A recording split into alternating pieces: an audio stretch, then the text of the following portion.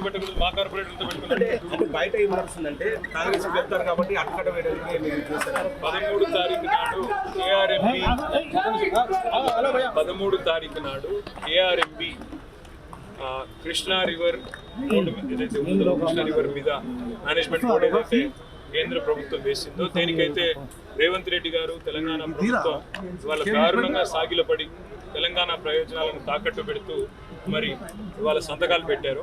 దాన్ని నిరసిస్తూ మేము చెలో నల్లగొండ కార్యక్రమానికి పిలుపునిచ్చిన విషయం మీకు తెలిసింది. ఆ కార్యక్రమంలో కృష్ణా నది బేసిన్లో ఉండే 5 జిల్లాలు రంగారెడ్డి అని చెప్పేది పూర్వ జిల్లా రంగారెడ్డి, హైదరాబాదు, మహబూబ్ నగర్, నల్గొండ, పార్ట్ ఆఫ్ ఖమ్మం ఎంతటి నుంచి కూడా గౌరవ ప్రజాప్రతినిధులందరితో కూడా మేము ఆల్రెడీ మీటింగ్ పెట్టాం. దాని కొనసాగింపుగానే ఈరోజు జిహెచ్ఎంసీ కార్పొరేటర్లతో కూడా మీటింగ్ పెట్టాం. 13 నాడు నల్గొండ సమావేశానికి సంబంధించి హైదరాబాద్ నుంచి ఎవరెవరు కదిలి రావాలి అనే విషయం చర్చించుకున్నాం. దాంతోపాటు 19 నాడు జనరల్ బాడీ మీటింగ్ కూడా ఉంది జిహెచ్ఎంసీ. తప్పకుండా ఈ రాష్ట్ర ప్రభుత్వం ఏదైతే హైదరాబాద్ నగరం మీద పగబట్టినట్టుగా వ్యవహారం చేస్తూ ఉందో దాన్ని కూడా నిరసించాలని చెప్పి కూడా నిర్ణయం తీసుకున్నాం. మా గౌరవ శాసనసభ్యులు కూడా అందరూ హాజరవుతారు జనరల్ బాడీ మీటింగ్కి. హైదరాబాద్ పరిధిలో ప్రజలు మాకు ఏకపక్షంగా తీర్పిచ్చారు. 16 మంది శాసనసభ్యులను గెలిపించినందుకు గ్రేటర్ హైదరాబాద్లోని ప్రజలకు ధన్యవాదాలు చెబుతూ మరి మా శాసనసభ్యులందరూ కూడా ఈ సమావేశం జనరల్ బాడీ మీటింగ్ కూడా హాజరు కావాలని కూడా నిర్ణయం తీసుకున్నాం. ప్రభుత్వం ఏదైతే హామీలు ఇచ్చిందో అవన్నీ కూడా నిలబెట్టుకోవాలని మాట్లాడుకున్నాం. సరే, ఎవరైనా ఒకరో ఇద్దరు పార్టీ నుంచి పోతారు అని మీరు అడిగారు. రాజకీయాల్లో హత్యలు ఉండవు, ఆత్మహత్యలు ఉంటాయంటారు. అట్లాగే వాళ్ళు ఎవరైనా కాంగ్రెస్లోకి పోవాలని ఎవరైనా అనుకుంటే అది వాళ్ళ కర్మ, ఏం చేయగలిగేది. నల్గొండలో 30-31 యాక్ట్ అమల్లో ఉంది.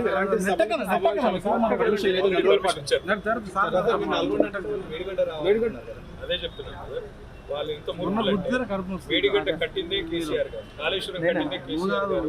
అల్టిమేట్ గా కాళేశ్వరం అనే ప్రాజెక్ట్ లో వాళ్ళకు ఆగలదు ఏది కలదు. ఎందుకంటే కాళేశ్వరం ప్రాజెక్ట్ యొక్క గొప్పతనం తెలుసుకోవాలని వాళ్ళు అనుకుంటే తప్పకుండా వాళ్ళు వెళ్ళొచ్చు, చూడవచ్చు. ప్రపంచంలోనే అతిపెద్ద లిఫ్ట్ ఇరిగేషన్ ప్రాజెక్ట్ కాళేశ్వరం. దానిలో ఒక మేడిగడ్డ బరాజ్లో ఏదో చిన్న సమస్య వస్తే దాన్ని భూతత్వంలో పెట్టి కాళేశ్వరం ఫెయిల్ అయిందని ఎవరన్నా చెప్పాలనుకుంటే అది వాళ్ళ మూర్ఖత్వం అవుతుంది. ఎందుకంటే సూర్యుడి మీద ఉమ్మేస్తే వచ్చి మన మొహం మీద పడుతుంది. కాళేశ్వరం ప్రాజెక్ట్ యొక్క ఒక్కసారి మొత్తం డెప్త్ ఏంటనేది వాళ్ళు అర్థం చేసుకుంటే ఎన్ని బరాజులు ఉన్నాయి, ఎన్ని పంప్ హౌసెస్ ఉన్నాయి, ఎన్ని గ్రావిటీ కెనాల్స్ ఉన్నాయి, ఎన్ని టన్నల్స్ ఉన్నాయి, ఇది వాళ్ళు ఒకసారి చూసి తెలుసుకొని కొంత ఇంగిత జ్ఞానం కూడా తెచ్చుకుంటే కాంగ్రెస్ వాళ్ళు కూడా మంచిది.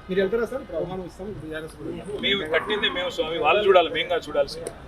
ఈరోజు నేను మీకు కానీ రాష్ట్ర ప్రజలకు కానీ చేసే విజ్ఞప్తి ఏమంటే కాళేశ్వరం ద్వారా వచ్చిన పంటలు, కాళేశ్వరం ద్వారా పండిన పంటల వల్లనే తెలంగాణ ఈరోజు భారతదేశానికి ధాన్య భాండాగారం అయింది, అన్నపూర్ణగా మారింది. కాబట్టి కాళేశ్వరం సక్సెస్ గురించి కొత్తగా మాకు చెప్పాల్సిన అవసరం కానీ అందులో ఏమైనా చిన్న చిన్న లోపాలు ఉంటే ప్రభుత్వం దగ్గరే మొత్తం అధికార యంత్రాంగం ఉంది. దాన్ని మంచిగా పూర్తిగా సవరించమనండి. చక్కగా ఎక్కడన్నా చిన్న లోపాలు ఉంటే ఎత్తి చూపమనండి, మాకు అభ్యంతరం లేదు. కానీ దీన్ని ఏదో రాజకీయంగా వాడుకుంటామంటే వాళ్ళు ప్రతిపక్షంలో లేరు. వాళ్ళు మాట్లాడితే మమ్మల్ని అంటున్నారు ఇంకా మేమేదో అధికారంలో ఉన్నామని అనుకుంటున్నాం అంటున్నారు. కానీ వాస్తవం ఏంటంటే వాళ్ళకి ఇంకా అధికారంలో ఉన్నట్టు వాళ్ళకే అనిపిస్తలేనట్టు. మేమే అధికారంలో ఉన్నాం, వాళ్ళు ప్రతిపక్షంలో ఉన్నారన్నట్టు ఇంకా కూడా బట్టగాల్చి మీ చేసే ప్రయత్నం చేస్తున్నారు. ఏ ఎంక్వైరీ అన్నా చేసుకోండి అని పోయిన శాసనసభ సమావేశంలో చెప్పాము. ఇప్పుడు కూడా అదే మాట మీద ఉన్నాం. ఎక్కడైనా తప్పులు జరిగితే బయట పెట్టండి, ప్రజల ముందు పెట్టండి, మాకు అభ్యంతరం లేదు. ఎక్కడైనా లోటుపాట్లుంటే, ఇంజనీరింగ్ లోటుపాట్లుంటే సవరించండి, ప్రభుత్వం మీచి. అంతేగాని ఒక అద్భుతమైన ప్రాజెక్టుని ఇవాళ బట్టగాల్చి మీదేసి దాన్ని ఏదో బ్రష్ పట్టిద్దాం అనుకుంటే అది మీ అమాయకత్వం మాత్రం. చాలా మంది ఐఏఎస్ల మీద ఆరోపణలు వస్తున్నాయి. ఏముంది స్పందన? ఐఏఎస్ల మీద ఆరోపణలు వస్తే చర్యలు తీసుకోండి, తప్పేం. ఐఏఎస్ల మీద వచ్చిన సింపుల్ బ్రదర్, ఈ రాష్ట్రాన్ని నడుపుతున్న వ్యక్తే ఓటుకు నోటు కేసులో దొరికిపోయిన వ్యక్తి, ఒక క్రిమినల్.